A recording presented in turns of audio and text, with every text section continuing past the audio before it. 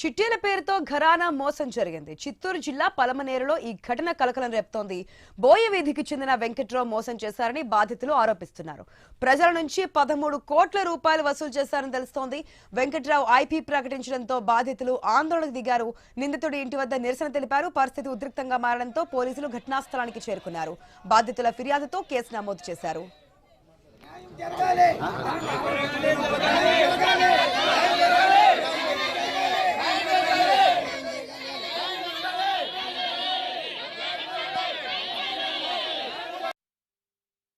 మేము చాలా బాధలో ఉన్నాము.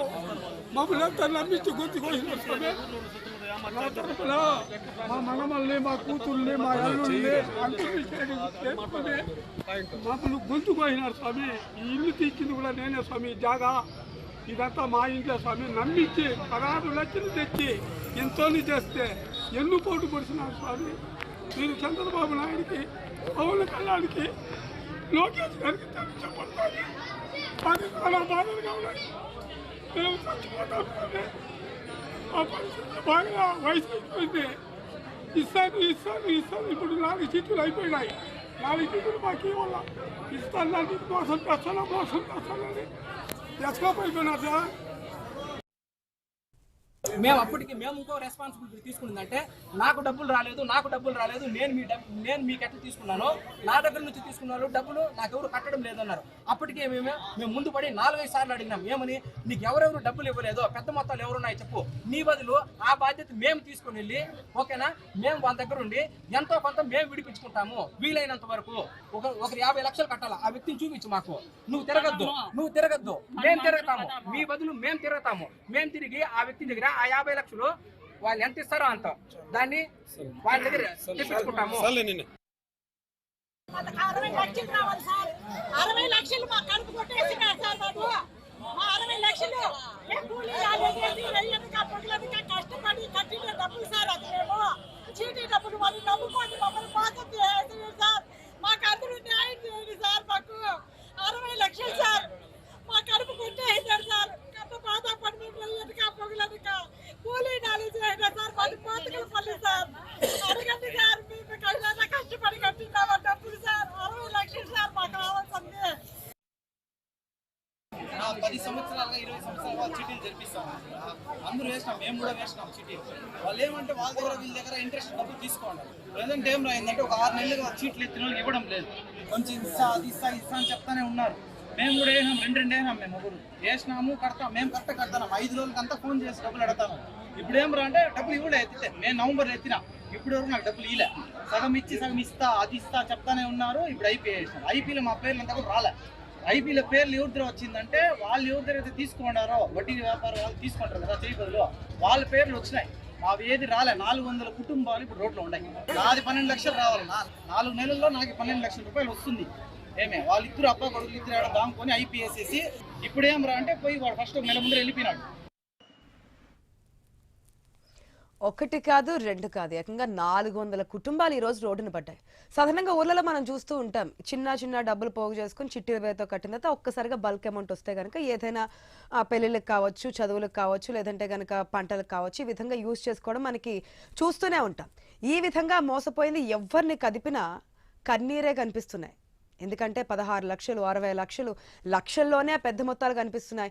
మేము నమ్మి పెట్టాము, ఇప్పుడు మా కుటుంబం అంతా కూడా నడి రోడ్డు మీద నుంచింది, ప్రభుత్వం ఆదుకోవాలి, లేదంటే కనుక మేమందరం చావే శరణ్యమని వేడుకుంటున్నటువంటి దీనావస్థ ప్రతి ఒక్కరిని ఎవరిని కదిపినా ఇదే మాట వినిపిస్తోంది. మాట్లాడదాం, మా ప్రతినిధి గోపీనాథ్ సిద్ధంగా ఉన్నారు. రెడ్ గోపీనాథ్, ఏ విధంగా చూడాలి? 1 కాదు 2 కాదు, ఏకంగా 400 కుటుంబాలు ఈ రోజు రోడ్డు మీద విలపిస్తున్నటువంటి దృశ్యాలు చూస్తుంటే బాధ అనిపిస్తోంది. ఈ విధంగా ఎందుకు ఇంత లక్షల్లో ఒక్కసారిగానే పెట్టారు? ఐపీ పెట్టి వెళ్ళిపోయి ఇప్పుడు మేము ఏం చేయాలి? కుటుంబాలన్నీ కూడా చావు తప్ప మరొకసారినేమేం లేదు, చావే మాకు దిక్కు కింద ఉంది అంటున్నారు, ప్రభుత్వం ఆదుకోవాలంటున్నారు. ఏంటి డీటెయిల్స్ ఏంటి? అసలు ఎందుకు ఇంత మొత్తంలో నమ్మి చిట్టీలనే చూస్తుంటాం 1 lakh, 2 lakh, 5 lakhs వరకు, 10 lakhs వరకు, కానీ 60 lakhs, 70 lakhs, 1 crore వరకు అంటే ఇంకా 13 కోట్లు ఐపీ పెట్టినట్టు తెలుస్తోంది. డీటెయిల్స్ ఏంటి? ఆశ, పలమనేరు నియోజకవర్గంలో ఇక్కడ పలమనేరు పట్టణంలోనే వెంకట్రావు అనే వ్యక్తి దాదాపుగా ఒక 20 సంవత్సరాల నుంచి కూడా చాలా నమ్మకస్తుడిగా అక్కడ కొన్ని వ్యాపారాలు, రియల్ ఎస్టేట్ అని ఇట్లా కొన్ని వ్యాపారాలు చేసుకుంటూ కూడా స్థానికంగా నివసిస్తున్నారు.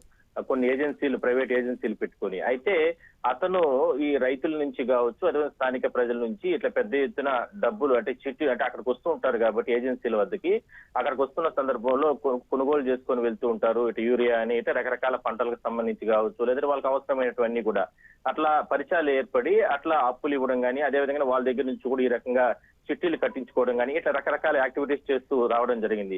అయితే ఇంత నమ్మకంగా ఇంత ఇదిగా ఉన్నాడు కదా ఉద్దేశంతో వీళ్ళందరూ కూడా డబ్బులు కట్టారు. దాదాపుగా 13 కోట్లు ఇప్పటి వరకు కూడా అధికారులు చెబుతున్న దాని ప్రకారం ఇంకా ఎక్కువే ఉంటుంది అంటున్నారు. అయితే అతను చాలా ప్రీ ప్లాన్ గా గత ఏడాది నుంచి కూడా వీళ్ళందరికీ కూడా వాయిదాలు చెప్తూ నాకు సమ్ ప్రాపర్టీస్ ఉన్నాయి అంటే బెంగళూరులో, అవన్నీ కూడా సేల్స్ చేస్తున్నాను, 3 నెలలు 4 నెలలు నాకు టైం ఇస్తే మొత్తం కూడా మీకు క్లియర్ చేస్తానంటూ కూడా చెప్తూ వస్తూ ఒక్కసారిగా గత వారం రోజుల క్రితం ఈ రకంగా ఐపీ పెట్టి మొత్తం కూడా 400 కుటుంబాలని అంటే అతను చాలా తెలివిగా ఏం చేశాడు అంటే లీగల్ గా చెక్స్, బాండ్స్ అంటే అతను ఇంట్రెస్ట్ తెచ్చుకున్న వాళ్ళ దగ్గర మాత్రమే వాళ్ళకు ఐపీ నోటీసులు పంపడం జరిగింది. కానీ ఇతను చిట్టీలు కట్టించుకొని ఇంతమంది అంటే బాధితులు ఎవరైతే ఉంటారో వీళ్ళందరి దగ్గర ఇంత డబ్బుల్ని వసూలు చేసుకున్నాను, కట్టుకున్నాను అనేటివి ఎక్కడ కూడా వీళ్ళ పేర్లు ఎక్కడ కూడా అందులో మెన్షన్ చేయకుండా కేవలం అతను గోపి అంటే చిట్టీల కాలంలో మనం సాధారణంగా చూసి ఉండేది ఏంటంటే ఒక చిన్న బుక్ మెయింటైన్ చేస్తుంటారు, ఎవరికి వచ్చింది ఏంటని చెప్పి ప్రతి నెల వారందరూ ఒక చోటు ఉండి పాట పాడుకుంటారు, దాని ప్రకారం తీసుకుని ఉంటారు. వీళ్ళు కట్టిన అమౌంట్ కి ఏమైనా ఆధారాలు ఉన్నాయా వీరి దగ్గర? అంటే లేదు, అంటే కేవలం నమ్మకం పైనే. ఎందుకంటే సహజంగా ఈ చిన్న పట్టణాలు ఇక్కడ ఎలా జరుగుతూ ఉంటుంది అంటే చిత్తూరు జిల్లా సైడ్ కేవలం నమ్మకస్తులు అంటే వ్యాపారం వాళ్ళు చేస్తూ ఉంటారు, వీళ్ళు పోయి కొనుగోలు చేసుకొని వస్తూ ఉంటారు, ఆ నమ్మకం పైన నడుస్తూ ఉంటుంది. అంటే కొన్ని రకాల వాట్సాప్లు అనేది కొన్ని అంటే చిన్న అమౌంట్లే కాబట్టి కొన్ని వాట్సాప్స్ జరుగుతూ ఉంటాయి ట్రాన్సాక్షన్స్. కానీ వీళ్ళు ఇంటి దగ్గర అంటే వీళ్ళు కట్టిన తర్వాత ఇంటి దగ్గర పోయి రాసుకోవడం కానీ, నోట్ చేసుకోవడం కానీ ఇవన్నీ కూడా ఉన్నాయి. అయితే కొన్ని అంటే ప్రస్తుతానికి ఇది జరిగింది ఇప్పుడే కాబట్టి పోలీసులు కొన్ని ఆధారాలు మాత్రం తీసుకోవడం జరిగింది. ముందుగానే ప్లాన్ ప్రకారమే గత 4-5 సంవత్సరాల నుంచి ఇతను ఈ రకంగా మోసం చేయాలనే ఉద్దేశంతో ఎవరి దగ్గర కూడా అంటే చిట్టీలు కట్టించుకున్న వాళ్ళకి ఎక్కడ కూడా ఇతను రికార్డెడ్ గా వీళ్ళు ఇంత అమౌంట్లు నాకు కడుతున్నారు ఇది అని అంటూ కూడా ఎక్కడ కూడా స్లిప్లు ఇవ్వలేదు. కేవలము అతను కట్టించుకోవడం, దాని తర్వాత నోటి మాట కానీ ఇవి వ్యవహారాలు నడుస్తూ వస్తున్నాయి. అదే కాకుండా ఇది ఇల్లీగల్, చిట్టీల వ్యాపారం అంటేనే ఇల్లీగల్.